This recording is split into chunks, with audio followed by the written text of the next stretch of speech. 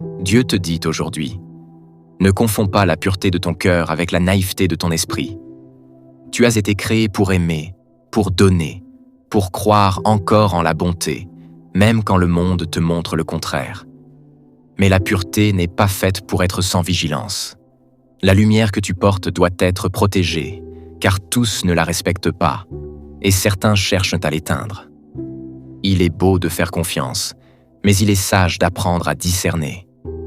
La naïveté sans prudence ouvre la porte aux blessures répétées.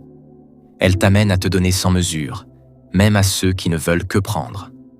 Elle te pousse à pardonner sans limite, même à ceux qui n'ont aucune intention de changer. Mais l'amour véritable n'est pas aveugle. Il voit le mal et choisit le bien. Il n'ignore pas la vérité pour préserver une illusion. Il n'y a pas de honte à poser des limites. Dire non n'est pas un manque d'amour, mais une preuve de respect pour la dignité que Dieu a placée en toi. Fermer les yeux au nom de la paix n'est pas la paix, c'est l'oubli de soi. La vraie paix s'appuie sur la vérité.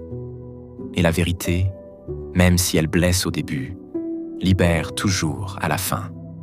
Les blessures de ta naïveté passée ne sont pas des échecs. Elles sont des leçons, des pierres posées sur ton chemin pour t'apprendre à marcher autrement. Chaque trahison, chaque déception, chaque illusion qui s'est brisée a forgé en toi une capacité nouvelle. Voir plus clair, sentir plus profondément, comprendre plus vite. Ce que tu croyais être ta faiblesse peut devenir ta sagesse. La douceur n'est pas destinée à disparaître. Tu n'as pas été appelé à rendre ton cœur dur comme la pierre.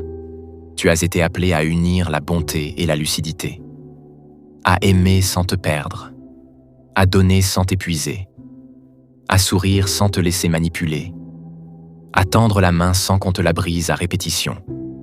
La naïveté est un passage, mais elle n'est pas une finalité. C'est l'état de celui qui n'a pas encore appris, mais qui peut grandir. Et toi, tu n'es pas appelé à rester prisonnier de tes illusions. Tu es appelé à transformer ton innocence en force, ta confiance aveugle en confiance éclairée, ta bonté vulnérable en bonté invincible. Protège ton cœur, mais ne l'enferme pas. Garde ta lumière, mais veille à ce qu'elle ne soit pas étouffée par les faux visages.